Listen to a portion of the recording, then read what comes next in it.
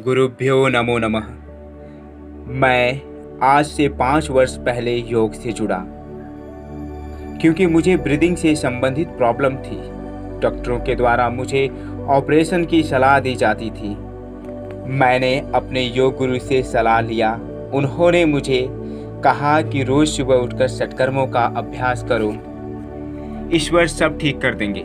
और मैंने षटकर्मों का अभ्यास करना शुरू कर दिया। कुछ ही दिनों में मुझे सकारात्मक प्रभाव मिलना शुरू हो गया। यह प्रभाव मेरे लिए श्वासों तक ही सीमित नहीं था, बल्कि इसका प्रभाव मेरे आचरण, व्यवहार और चरित्र पर पड़ा। मैं जहां लोगों से गुस्सा करता था, लोगों के प्रति जलन, राग, द्वेष रखता था, मुझे पता ही नहीं चला कि कब मैं इतना बदल गया। और लोगों के प्रति करुणा, दया, भाईचारा मेरे मन में मानो ज्वार भाटा की तरह उत्पन्न होने लगा। मैं आश्चर्य और चकित था कि ये मेरे साथ हो क्या रहा है। मेरा लगाव सोशली, इमोशनली और स्पिरिचुअली बढ़ता चला गया। मैं लोगों को योग के बारे में बताना शुरू कर दिया तथा लोग इसके आश्चर्यचकित कर देने वाले प्रभाव अर्थात मर्म थेरेपी, एक्यूप्रेशर, एक्यूपंक्चर को देखकर मेरे साथ जुड़ते चले गए। आज मुझे योग के इस फील्ड में 5 वर्ष हो चुके हैं। मेरे द्वारा लोगों के अनेक प्रकार की व्याधियों पर कंट्रोल किया जा चुका है, जो इस प्रकार हैं: back pain, obesity, knee pain, सciatica आदि।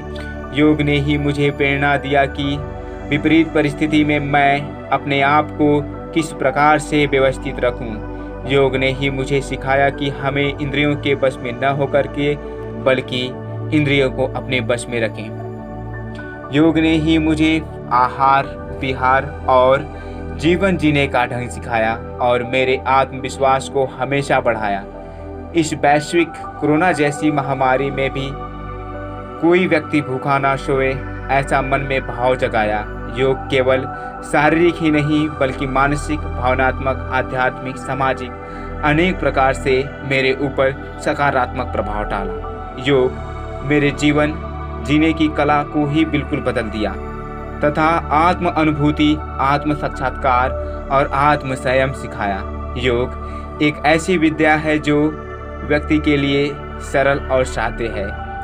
योग आत्म अनुभूति है, इसे करना ही नहीं बल्कि अपने जीवन में उतारना अर्थात समाधि को प्राप्त करना ही योग है, जैसा कि मैंने अनुभव कर पाया।